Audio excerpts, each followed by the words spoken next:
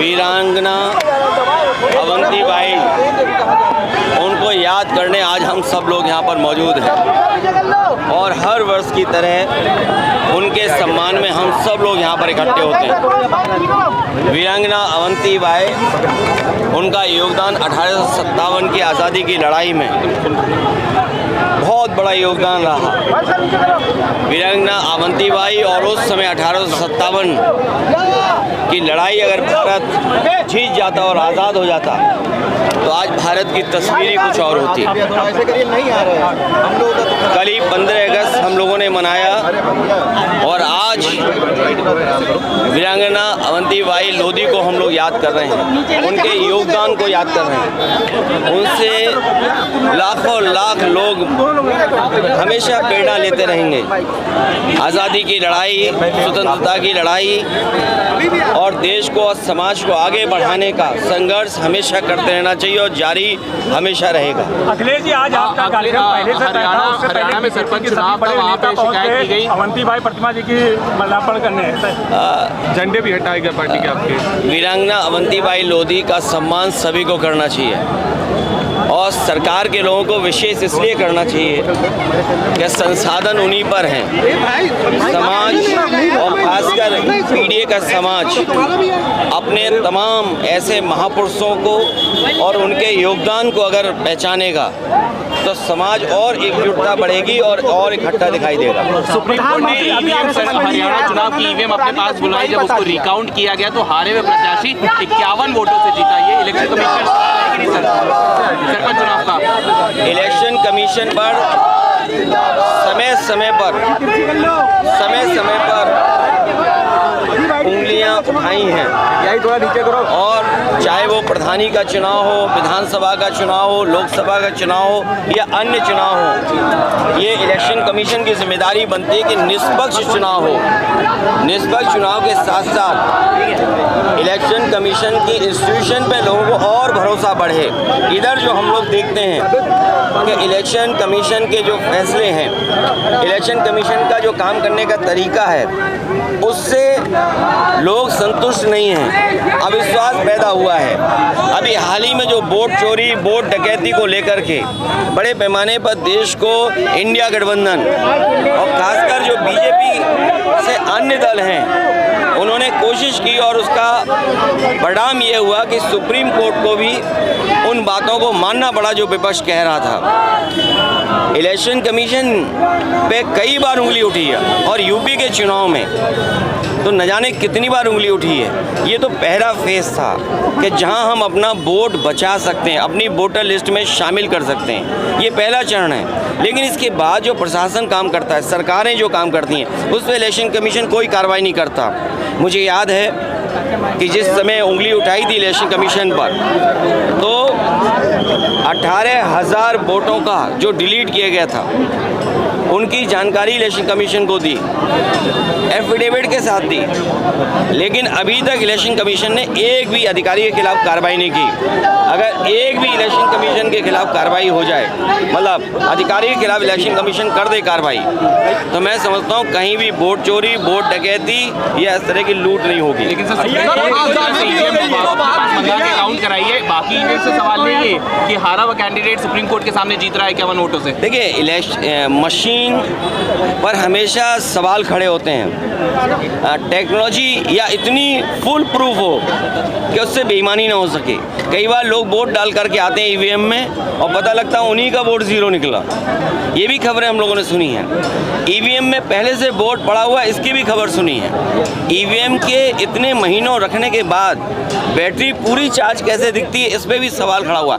इसलिए जो बैलेट का हमेशा मांग रही है, और अमेरिका की नकल करें, जापान की नकल करें और जर्मनी की नकल करें। जर्मनी में तो सरकार और वहाँ के सबसे सुप्रीम कोर्ट का ये फैसला है कि अगर ईवीएम से वोट पड़ेंगे तो अनकॉन्स्टिट्यूशनल होगा।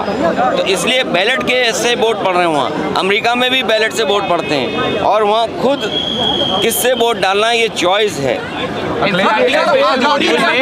माउंटबेटन और कांग्रेस को पार्टीशन का जिम्मेदार ठहराया गया। एनसीईआरटी ने रिलीज किया। देखिए, जब से भारतीय जनता पार्टी आई है सबसे ज़्यादा फर्जी काम बढ़ गए।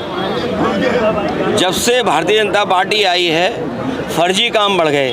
आज ही मैं सुन रहा था यहीं पर पड़ोस में मुख्यमंत्री कह रहे कि डबल इंजन। अब इनके इंजन गिनो, मेयर एक इंजन, सांसद दूसरा इंजन, सांसद जी मंत्री हैं तो उनका भी एक इंजन छोटा सा, और प्रधानमंत्री वो इंजन, मुख्यमंत्री वो इंजन, डिप्टी सीएम वो इंजन, डिप्टी सीएम और एक और, तो इतने इंजन हैं। बताओ इतने इंजन और क्या कह रहे हैं कि डबल इंजन की सरकार। सच्चाई ये है कि न जाने कितने इंजन हैं, न जाने कितने इंजन हैं जो एक दूसरे को अब टक्कर मार रहे हैं। तो जब से भारतीय जनता पार्टी आई है फर्जी काम बहुत बढ़ गया है। और आप देखिए दूसरे के काम को अपना काम बनाना। ये स्मार्ट सिटी है ना, कौन सी गली में कूड़ा नहीं है। और सोचिए नंबर 3 पर ये लखनऊ आया, नंबर 3 पर कहा कि ये सफाई में और स्मार्टनेस में नंबर 3 पे हैं। बताओ इतने इंजन होने के बाद अभी जल भराव हो गया, सीवर खुला था, मैनहोल खुला था, जान चली गई। और ऐसा नहीं केवल लखनऊ में हो रहा है, हर जगह ऐसी घटनाएं हो रही हैं और मिल रही हैं। देखिए जो नया पाठ्यक्रम है, मैंने आपसे कहा कि बीजेपी इनकी कोई विचारधारा नहीं है। बीजेपी की एक विचारधारा है कुर्सी पर बने रहना। और आपको मैंने कल भी कहा, फिर कहता हूँ, बात को फिर दोहराता हूँ, आप सब जानते हो बीजेपी ने ये कहा जब उनकी पार्टी का गठन हुआ कि वो सोशलिस्ट रास्ते पे चलेंगे, सेकुलर रास्ते पे चले थे। क्या आज वो सेकुलर रास्ते पे चल रहे हैं? क्या भेदभाव नहीं है उनके अंदर, उनकी विचारधारा के अंदर? और सोशलिस्ट रास्ते पे चलने की बात कही, क्या सबसे ज़्यादा उद्योगपतियों को, बड़े लोगों को नहीं बढ़ावा दे रहे हैं? आज गरीब और खासकर पीडीए, पिछड़ा, दलित, आदिवासी, इनके साथ जिस पैमाने पर भेदभाव हो रहा है आप और हम लोग कल्पना नहीं कर सकते। सब बीजेपी आरोप लगा रही है कि राज्यसभा के एलओपी और लोकसभा के एलओपी इंडिपेंडेंस डे के कार्यक्रम में नहीं गए। ये कांग्रेस की एक नई तरह की राजनीति जिसमें वो इंडिपेंडेंस डे जैसे प्रोग्राम को बॉयकॉट कर रहे हैं। हमें तो बुलाया तक नहीं यहाँ पर। अरे दूसरों को आप कह रहे हो, हमें तो कार्ड तक नहीं भेजा इन सरकार के लोगों ने, जबकि ये परंपरा कभी नहीं थी भैया कार्ड ना भेजा जाए। लेकिन कार्ड तो हमें भी नहीं मिला, पता नहीं किस पते पे भेज दिया इन लोगों ने। नहीं बात होने दो। बीजेपी कभी भी स्वीकार नहीं कर सकती है भैया बीजेपी के लोगों को शामिल किया है, लोगों को अपनाया जाए। ये विपक्ष को दुश्मन मानते हैं। ये सबसे बड़ी बात है कि डेमोक्रेसी में हम विपक्ष अपनी बात कहते हैं, और अगर सत्ता पक्ष के लोग कुछ करें तो उनको पूरी आज़ादी है, विपक्ष के लोग करेंगे तो उन पर कड़ी से कड़ी कार्रवाई है। जो कि भारतीय जनता पार्टी के कार्यालय एकदम ठीक सामने पर लगाई गई है, इसके जो है प्रतिमा के बाहर लगा गेट चोरी हो गया, उसको आप कैसे बताते हैं? तो ये बीजेपी वाले नज़र नहीं रख पा रहे हैं यहाँ पर, क्योंकि जिनका कार्यालय बगल में है, और बीजेपी के तो कार्यालय में कमरे के अंदर कमरे बने हुए मैंने सुना है। जो हमारे कुछ पत्रकार साथी वहाँ जाते हैं वही जानकारी ये देते हैं कि कार्यालय में बहुत कमरे बन गए हैं, और उसके बाद भी यहाँ चोरी होना, मुझे तो ये लगता है कि एक दिन भारतीय जनता पार्टी का कार्यालय ही चोरी हो जाएगा। गड्ढों की बात करते हैं भैया, आप गड्ढों की बात करते हैं, लेकिन रक्षा मंत्री जी का जो ड्रीम प्रोजेक्ट था किसान पथ, आज वो जो है अपनी बदनसीबी पे रो रहा है। बीजेपी की हर सड़क में गड्ढे हैं, और बीजेपी का है एक्सप्रेसवे टूट गया है क्योंकि उन्होंने भ्रष्टाचार किया है, और भ्रष्टाचार के बड़े बड़े गड्ढे हैं वहाँ पर। तो आप उन्हें भरेंगे या नहीं? भारतीय जनता पार्टी को हम लोग हटाएंगे। और जहाँ तक भारतीय जनता पार्टी हमेशा विचारधारा में उलझाती है, ये भारतीय जनता पार्टी के वो लोग हैं जो कुछ भी अपना सकते हैं, कुछ भी झूठ बोल सकते हैं। अब सोचिए लाल किले पर किसकी तारीफ कर रहे थे, सोचिए आप। लाल किला जो बना हुआ है वो किसने बनवाया है? मुगलों ने बनवाया। तो वहाँ पर जाकर के जब भाषण देते हैं तो बताइए किसकी तारीफ कर रहे हैं? जो संसद रजिस्टर्ड ही नहीं है, जो संसद रजिस्टर्ड नहीं है उसकी तारीफ कर रहे हैं। इसका मतलब क्या प्रधानमंत्री जी कमज़ोर दिखाई दे रहे हैं, बीजेपी कमज़ोर दिखाई दे रही है। सर गंभीर बीमारियों के लिए विवेकाधीन कोष से फंड जारी होता है गंभीर बीमारियों के लिए, उसमें जो है सर उसको जो है 2-2 महीने लग जाते हैं और अब जानकारी करने पता लग रहा है सेशन ही रोक दिया है पूरा। ये बीजेपी की सरकार जब हटेगी तभी इलाज होगा, तभी अच्छा इलाज मिलेगा। वीडियो वायरल हो रहा है, नहीं, अगर इतिहास के पन्ने पलटेंगे जो जॉब पर 15,000 रुपए दिए जाएंगे प्रोत्साहन के रूप में।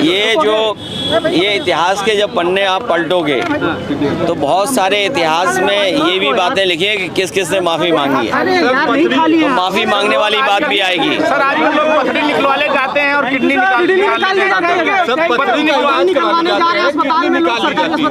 आप सरकारी अस्पताल में जाओगे, अगर इलाज होना होगा दाएं पैर में तो बाएं पैर में प्लास्टर बांध देंगे, और अगर कहोगे बाईं आंख तो कहो दाईं आंख को चेक करने लगेंगे। इसलिए ये सावधान रहिए, भाजपा जब हटेगी तभी अच्छा इलाज मिलेगा। मुख्यमंत्री जी ने अभी माल्यार्पण किया है, अवंतीबाई लोधी को रानी लक्ष्मीबाई बताया है। वो रात को सो नहीं पाए होंगे। और जिसने भी ये कहा, मुझे नहीं पता कि किसने कहा, अगर ये बात कही है तो हो सकता है नींद पूरी नहीं हुई होगी, लेकिन इस सरकार में तो सब कुछ बहुत अलग अलग हो रहा है। भैया मोदी जी ने कहा है कि ये जो जानवर हैं 3rd फ्लोर 4th फ्लोर में जा रहे हैं, आप सोचिए जानवरों के लिए कई 100 करोड़ रुपए सरकार खर्च करती है, लेकिन खर्च नहीं हो रहा, इनकी जेब में जा रहा है। और उसका परिणाम ये है कि कई बार जानवर 1 मंजिल 2 मंजिल 30 मंजिल पे पहुंच जा रहे हैं। इसलिए गरीबी बेरोजगारी से लड़ाई बढ़ी है, महंगाई बढ़ी है, रोजगार है नहीं, नौकरी है नहीं, इलाज है नहीं, भ्रष्टाचार बढ़ा है, इनके मंत्री लोग भ्रष्टाचार कर रहे हैं, और पीडीए के लोगों का दम घुट रहा है वहाँ पर बीजेपी में। पीडीए के लोगों का, चाहे वो विधायक हों चाहे और पद पर बैठे हों, उनका दम घुट रहा है, गला घुट रहा है। वो देखिएगा बहुत जल्दी भारतीय जनता पार्टी का साथ छोड़ देंगे।